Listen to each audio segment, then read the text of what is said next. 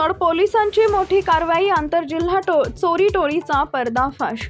रिसोड पोलिसांनी सशस्त्र आंतरजिल्हा चोरी टोळीचा पर्दाफाश करत 3,57,000 रुपयांचा मुद्देमाल जप्त केला। 24 डिसेंबर 2025 रोजी विवखेडा इथं आणि 9 ते 10 मार्च 2026 दरम्यान चाकोली इथं झालेल्या जबरी चोरी प्रकरणांचा तपास करताना पोलिसांनी 2 आरोपींना अटक केली। आरोपींनी चाकूचा धाक दाखवत दागिने, मोबाईल व रोख रक्कम लुटल्याची कबुली दिली। पोलिसांनी आरोपींकडून सोन्या चांदीचे दागिने, मोबाईल, खंजीर, काडतूस आणि पल्सर दुचाकी असा मोठा मुद्देमाल जप्त केला असून इतर आरोपी फरार आहेत। दरम्यान चाफेश्वर चौकातील चोरी प्रकरणीही एका आरोपीला 2 तासात अटक करण्यात आली।